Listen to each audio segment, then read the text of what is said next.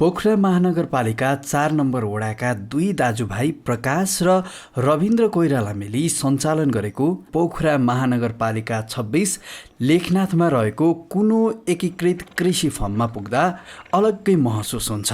शान्त वातावरण, चराचुरुङ्गीको आवाज अनि झन् अझ छुट्टै आनन्द यस कारण पनि आउँछ कि आँखा अगाडि त्यहाँ पालिएका भालेपोथी कालिज हिँडिरहेका हुन्छन्, उडिरहेका हुन्छन्। कोइराला दुई दाजुभाइले पुर्ख्यौली ठाउँको सदुपयोग गरेर खोलिएको कालिज फार्मले त्यहाँ रहेको बुँदेतालको पनि प्रचार प्रसार गरिरहेको छ।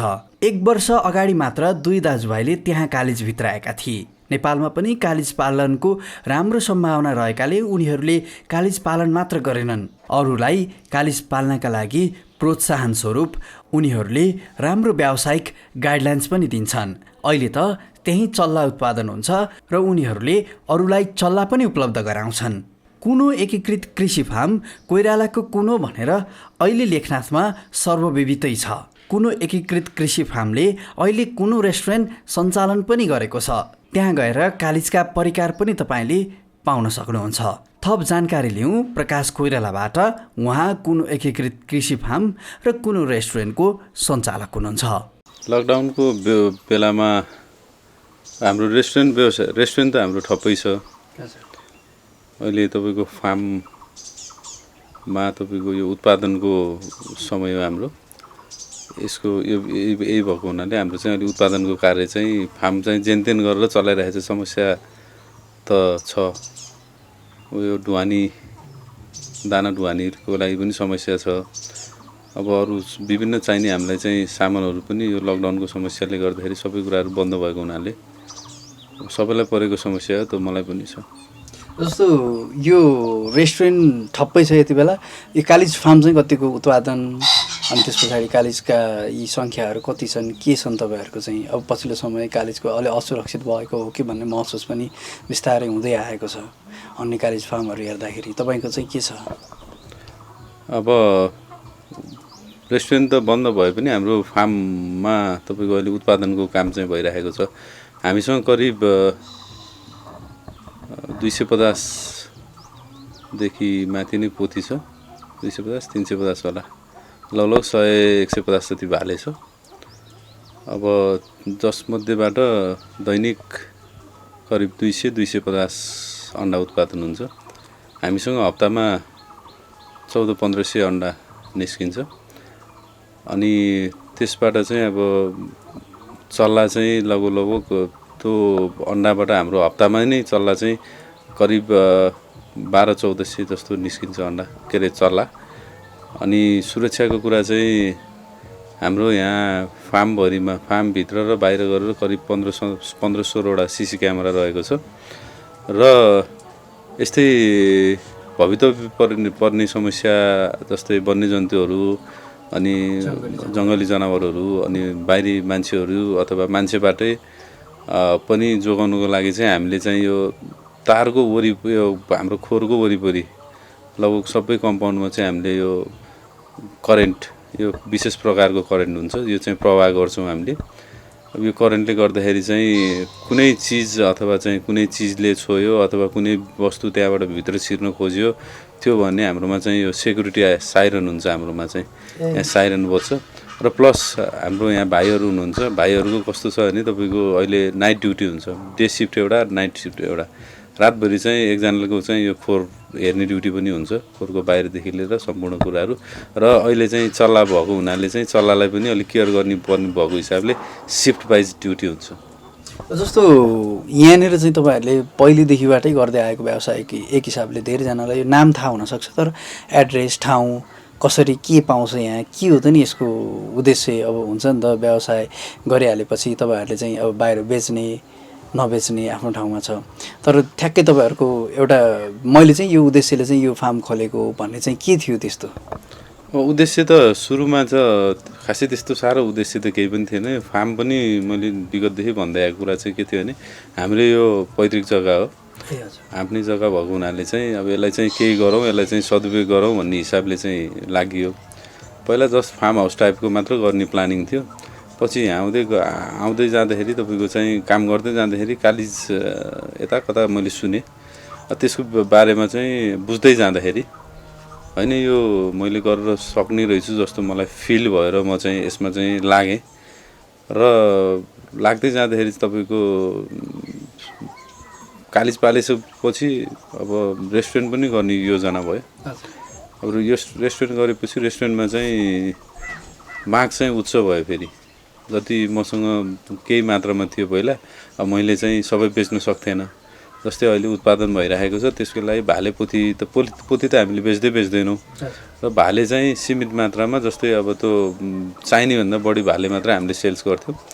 अब त्यो सेल्स गर्ने क्रममा नपुगेर मैले यो रेस्टुरेन्टमा चाहिँ जस्तै कतिपय मान्छेहरू आउनुहुन्थ्यो कस्टमरहरू उहाँहरूले चाहिँ यहाँ मिठो रहेछ मैले खाएँ त मेरो फ्यामिलीलाई अथवा मेरो साथीभाइलाई मेरो परिवारलाई लरो चखाउँछु भन्ने चाहिँ भन्नुहुन्थ्यो। मैले त्यो बेलामा चाहिँ दिन सकिनँ।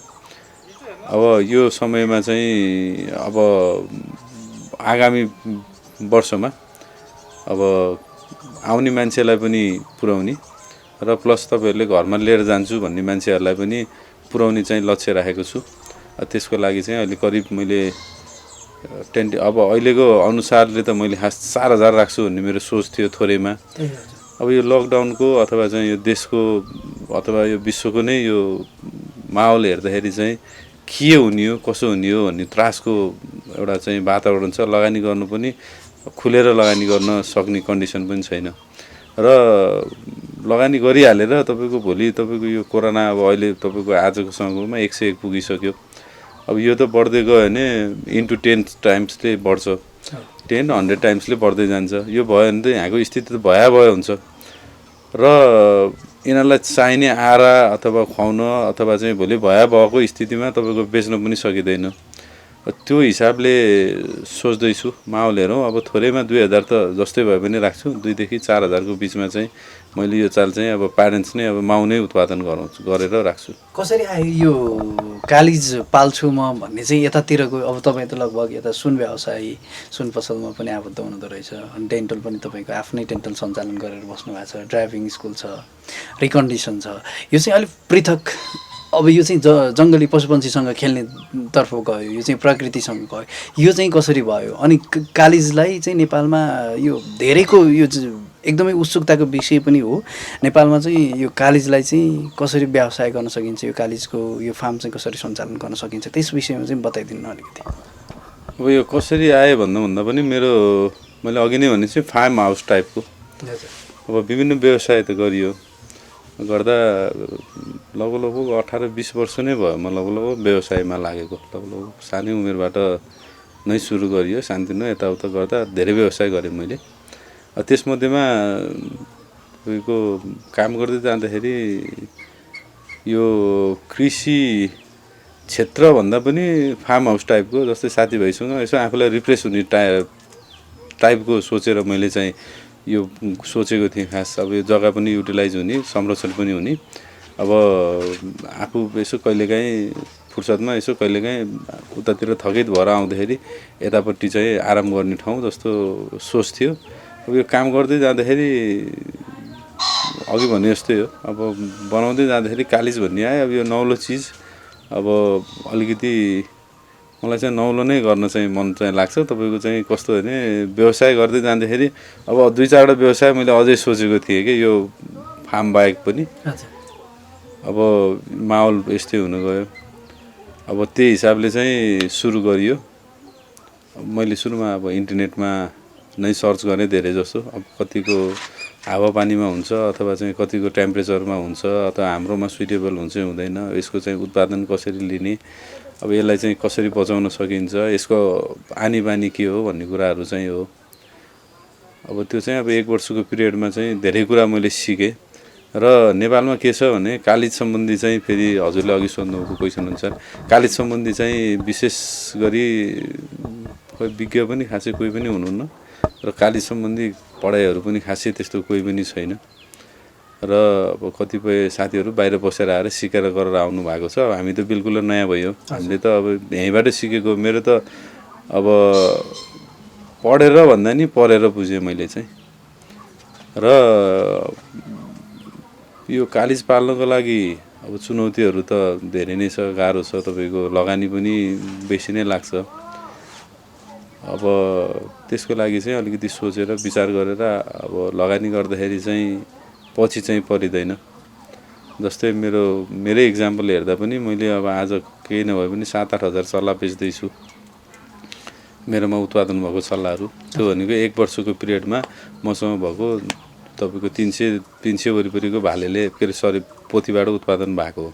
मसँग 500 कालिजले लगभग उत्पादन भएको हो। यो भनेको त थोरै त होइन। अब जस्तो यो व्यवसाय गरिरहँदाखेरि अब धेरै व्यवसायमा तपाईँ आबद्ध त हुनुहुन्छ होइन।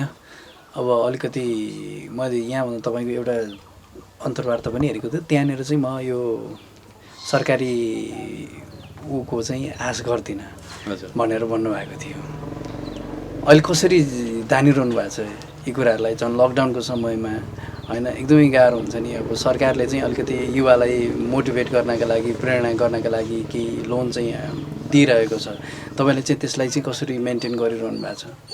सरकारले लोन त तपाईँको कृषिको लागि चाहिँ अब 5% अनुदान चाहिँ ब्याज दरमा चाहिँ दिएको छ। अब त्यो त मैले पनि लिएको छु। त्यसबाहेक चाहिँ अरू विभिन्न कुराहरू अनुदानहरू जस्तै यो फर्महरूको लागि अथवा चाहिँ यो कहिले माछाको लागि भनेर आउँछ, कहिले केको लागि भनेर आउँछ। र तपाईँको अहिले मैले जानेसम्म हाम्रो 3 नम्बर प्रदेशले चाहिँ यो कालिजको लागि भनेर अनुदान खुलाएर तपाईँको यो बाँड्ने प्रोसेसमा छ। र अरू प्रदेशमा चाहिँ अहिलेसम्म चाहिँ तपाईँको त्यो अनुसारको कार्ययोजना नभएको हुनाले चाहिँ अब कालिजको लागि भनेर विशेष छँदा पनि छैन। र हामीले चाहिँ अरू कुनै निकायहरूबाट, सरकारी निकायबाट चाहिँ हामीले केही लिएका पनि छैनौँ, केही पाएका पनि छैनौँ। र तपाईँको धान्नको लागि भनेको जस्तै यो मेन यसलाई चाहिँ दानै हो। यसको आहारा चाहिँ दाना पनि हाम्रो चाहिँ तपाईँको हामीले आफैले बनाउन दिन्छौँ, बुटोलबाट ल्याउनु पर्छ। अब हामीसँग थोरै कालिज छ, त्यसको लागि उताबाट चाहिँ ट्रान्सपोर्टमा चाहिँ ल्याउँथ्यौँ र तपाईँको यो फेरि 40-45 दिनमा एक्सपायर हुन्छ। धेरै मगाएर पनि काम छैन। अनि उताबाट ल्याउँथ्यौँ। अब हामीसँग पहिल्यैको केही स्टक बाँकी छ, जसको लागि हामीले चाहिँ अब अहिले पुर्याउनुको लागि यो कालिजहरूलाई चाहिँ आधा मात्रामा दाना र आधा मात्रामा चाहिँ तरकारीहरू, जस्तै हाम्रो सब्जी मन्डीमा खेरा गएको तरकारीहरू हुन्छ, उहाँहरूबाट हामीले चाहिँ कलेक्ट गरेर ल्याएर सागहरू, काउलीहरू, बन्दाहरू यिनीहरूलाई मिलाएर चाहिँ दिने गरेछौँ। कहिलेकाहीँ अब अहिले मकै पनि दिन्छौँ, मकैहरू, धानहरू त्यो दिन्छौँ। त्यसबाहेक चाहिँ हामीसँग यहाँ प्रशस्त रुखहरू छ। यहीँको रुखको घाँस काटेर दिए पनि खान्छ। अब गाह्रो चाहिँ छ। अब अहिले जेनतेन गरेर यसलाई चाहिँ म्यानेज गरिराखेको छ। जस्तो यो कालिजहरू अब नेपालमा त यसो पाल्नै पाइँदैन होइन। नेपाली त यो तपाईँहरू कहाँबाट ल्याउनुहुन्छ र के हुन्छ यसको प्रोसेस चाहिँ? अब नयाँ आउने व्यवसायहरूलाई चाहिँ के गरेर चाहिँ कालिज पाल्ने? कालिज पाल्न नपाउने त होइन, कालिज चाहिँ पाल्न पाइन्छ।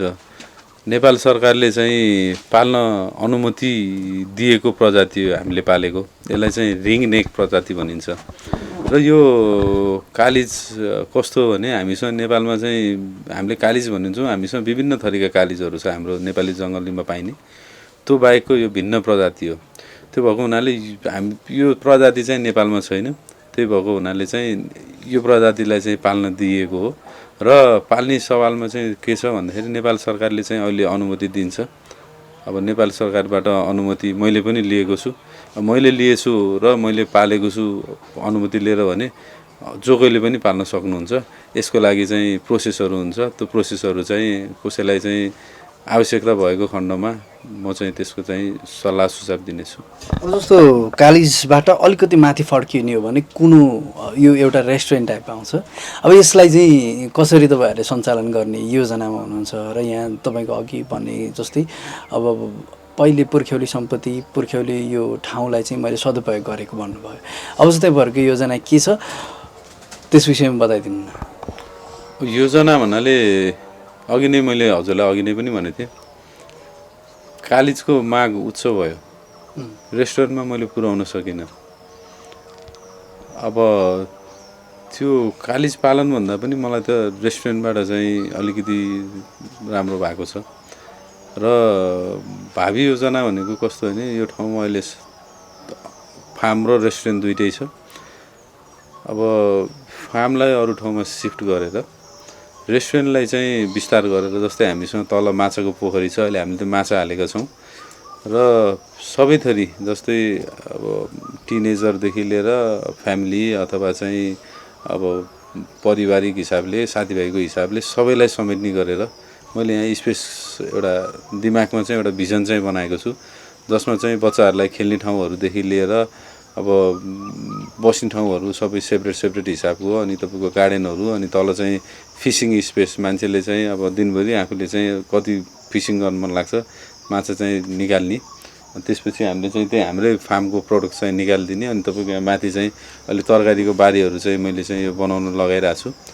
अब त्यहीँको चाहिँ प्रोडक्सनहरू हामीले सबै प्रोडक्सनहरू सकेसम्म हामीले यहीँको चलाउने सोचले चाहिँ गरेको हो। अब यो कोरोनाले गर्दाखेरि चाहिँ अलिकति थोरै सोच्न चाहिँ बाध्य भइएको छ। आगामी योजना त यो हो, अब समयअनुकूल अलिकति सहज भयो भने आगामी वर्षमा चाहिँ मैले यो फार्म चाहिँ शिफ्ट गरेर यहाँ चाहिँ पुरै रेस्टुरेन्ट गर्छु।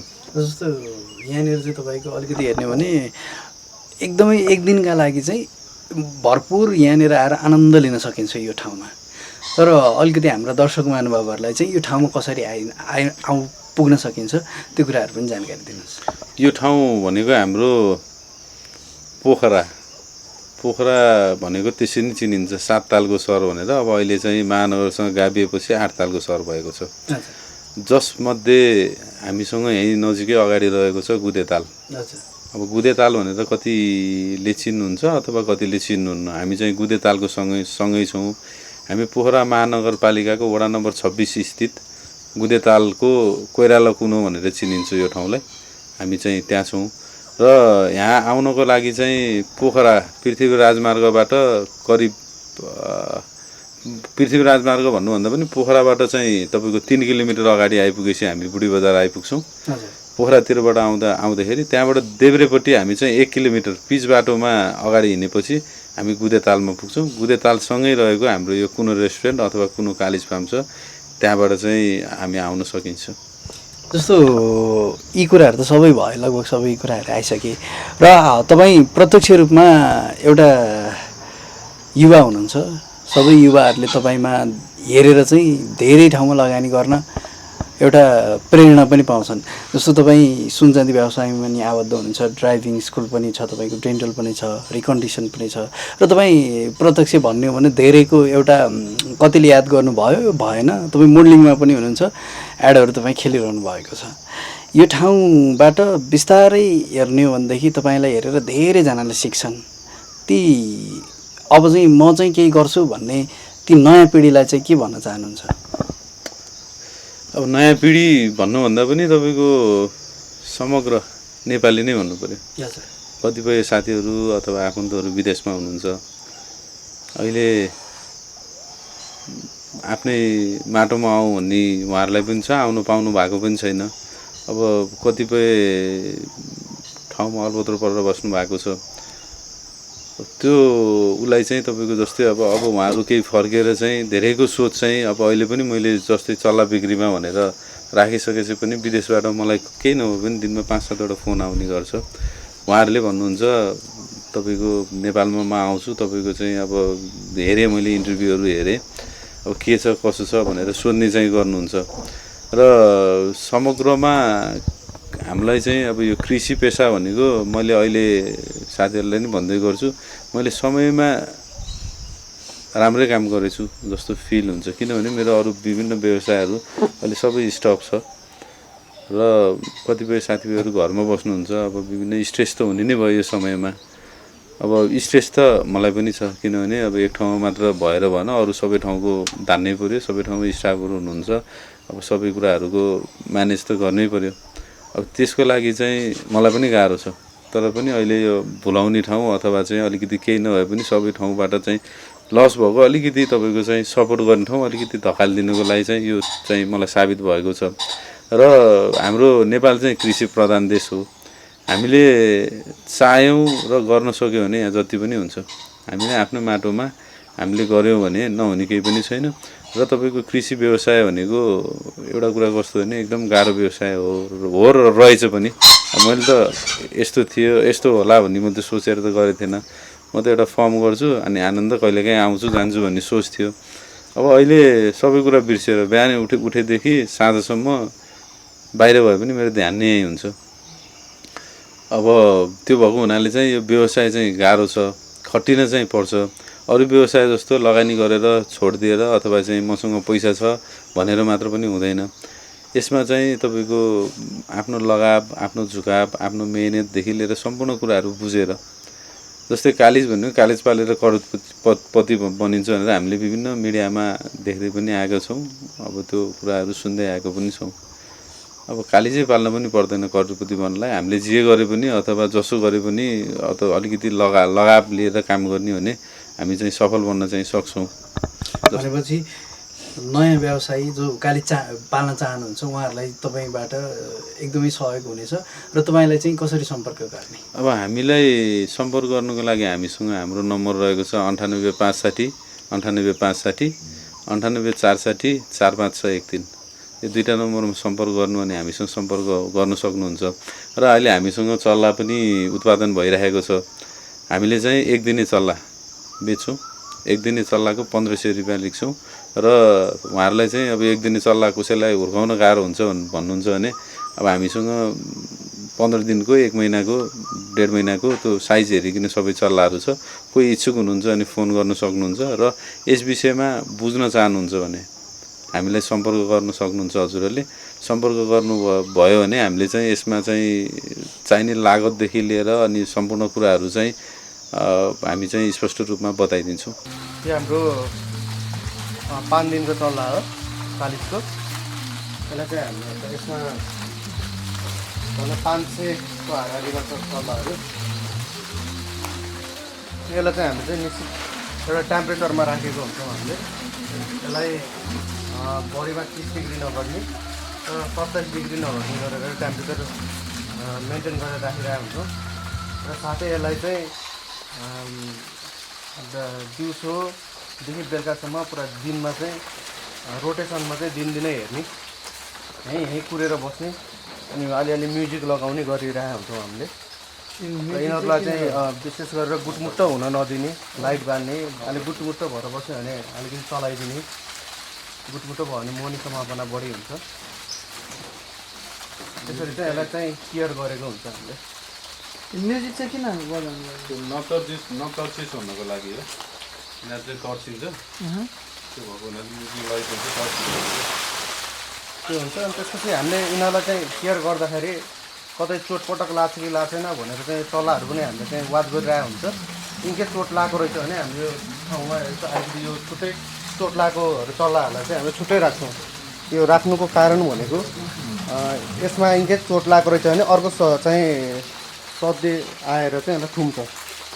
यो कालिजमा चाहिँ एउटा समस्या के हुन्छ भन्दाखेरि अहिले यो जन्मिएबाट ठुलो हुने बेलासम्म चाहिँ एउटाले अर्कालाई ठुङ्ने समस्या हुन्छ। यो चाहिँ जन्मिएदेखि नै ठुङ्न सुरु गर्छ। यिनीहरूमा चाहिँ पिकिङ भन्छ यसलाई चाहिँ, एउटाले अर्कालाई ठुङ्ने समस्या। यसो जब एक दिनबाट दोस्रो दिन हुन्छ नि त्यसको चाहिँ अलिअलि भुत्ला निस्किन्छ, त्यसमै ठुङ्न सुरु गर्छ कि। र एउटाले ठुँगेर जब रगत निस्किन्छ नि त्यसपछि चाहिँ अरू सबैले त्यसलाई ठुँगेर त मर्छ कि।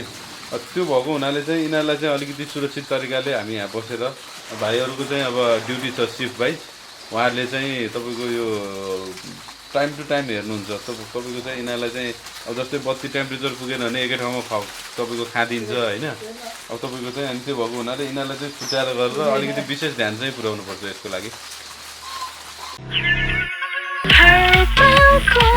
सहयात्री मेरो साथी टिभी।